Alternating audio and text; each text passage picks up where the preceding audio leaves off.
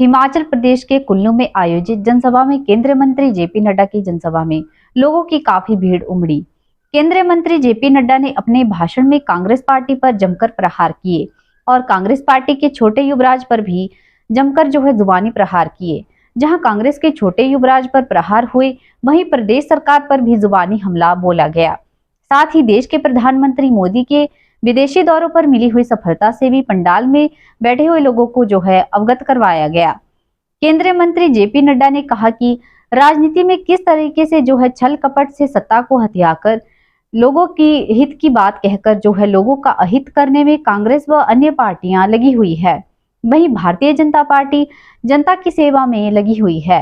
प्रधानमंत्री मोदी ने सेवा सुशासन के लिए काम किया, बल्कि प्रधानमंत्री मोदी ने राजनीति की संस्कृति को भी बदल डाला है। वंशवाद से विकासवाद की ओर राजनीति में क्या हो रहा है, मैं, मेरा बेटा, मेरी बहू, मेरा दामाद, बाद में मेरा पोता, यही पार्टियां बन गई है और आज भी यही है। अकेली भारतीय जनता पार्टी है जहां एक साधारण परिवार से निकला हुआ व्यक्ति भारत का प्रधानमंत्री बनता है और मुझ जैसा व्यक्ति जिसके परिवार में कोई भी राजनीति में नहीं था, वो राष्ट्रीय अध्यक्ष बनता है। मेरा निवेदन रहेगा आदरणीय जगत प्रकाश नड्डा जी से कि हम सबको आशीर्वाद दें, हम सबको संबोधित करें। आदरणीय जगत प्रकाश नड्डा जी। आज के इस जनसभा में मंच पर उपस्थित हमारे यशस्वी पूर्व मुख्यमंत्री, हमारे वरिष्ठ साथी सम्माननीय जयराम ठाकुर जी,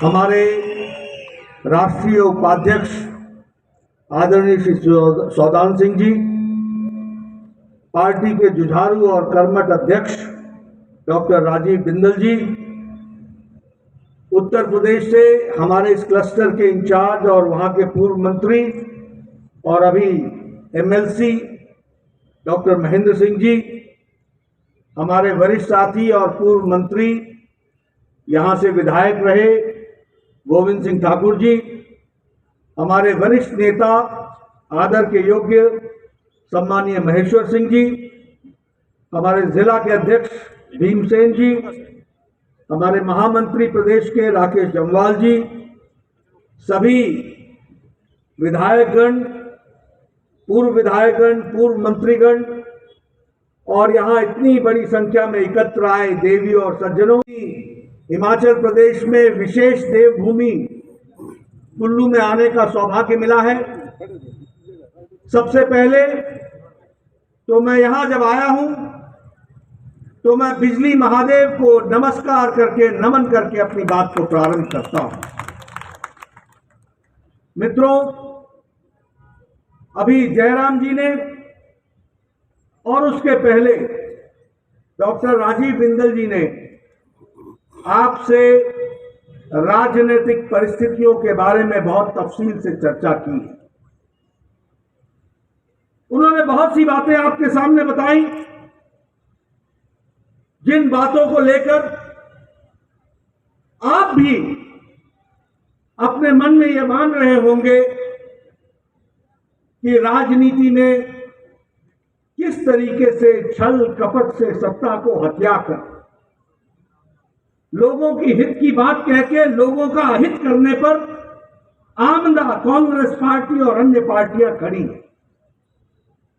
वहीं भारतीय जनता पार्टी और एनडीए की सरकार आदरणीय मोदी जी के नेतृत्व में लोगों की सेवा, देश को सुशासन देना और गरीब कल्याण के लिए काम करने के लिए कटिबद्ध है। और मित्रों, मैं कहने के लिए नहीं कह रहा हूं, आज राजनीति में आदरणीय प्रधानमंत्री जी ने नहीं सिर्फ सेवा, सुशासन और गरीब कल्याण के लिए काम किया, बल्कि उन्होंने राजनीति की संस्कृति को भी बदल डाला है। इस बात को हमको समझना चाहिए। वंशवाद से विकासवाद की ओर राजनीति में क्या हो रहा था?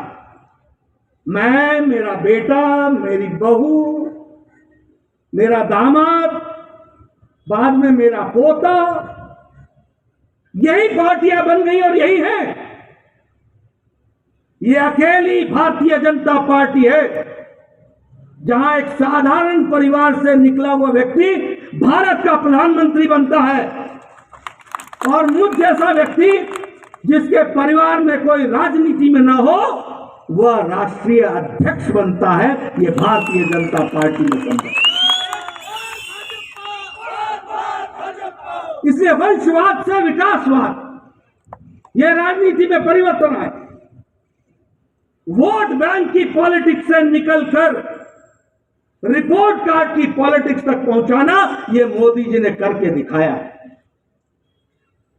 भाइयों को भाइयों से बांटो, वोट बैंक के लिए काम करो, लोगों को लड़ाओ और लोगों को लड़ा करके वोट लो और सत्ता पर मौज बनाओ। यह कांग्रेस का कल्चर रहा, यह अन्य विपक्षी दलों का कल्चर रहा। और उसके लिए हो सके तो देश से भी समझौता करना पड़े तो कर जाओ, लेकिन वोट और कुर्सी के खातिर आगे बढ़ते चलो, चाहे देश बेचना पड़ जाए। यह आज की स्थिति आकर दिख रही है। और मैं कहने के लिए नहीं कह रहा हूं, कल पिछड़ा आयोग की रिपोर्ट आई है।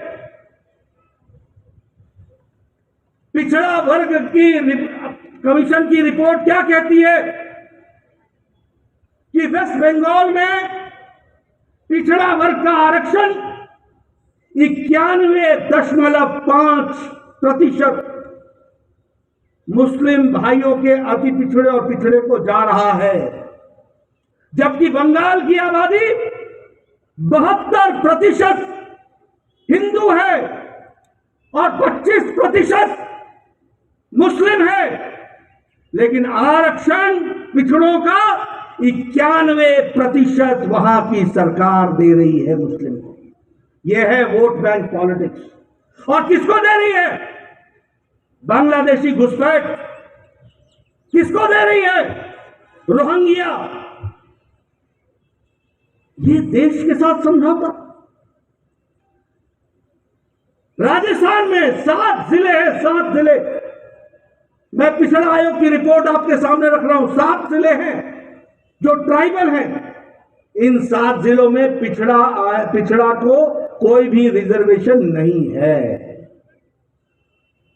पंजाब में 25%, ये आम आदमी पार्टी जो बहुत बोलती है, ये 25% वहां पर अब पिछड़ा के लिए रिजर्वेशन है। वहां सिर्फ 12% लोगों को रिजर्वेशन मिल रहा है, 13% को नहीं मिल रहा है। ये पंजाब की स्थिति। ये बिहार जो जातिगत आधार पर जनगणना की बात कहते हैं, वहां पिछड़ा आयोग में क्रीमी लेयर से वो छोड़कर और किसी को प्रमाण पत्र नहीं दिए जा रहे। मित्रों, ये वोट बैंक पॉलिटिक्स से निकालकर मोदी जी का नारा लेकर के हम चले, सबका साथ, सबका विकास, सबका विश्वास, सबका प्रयास, सबको साथ लेकर के चलने का वादा भरा तो हमने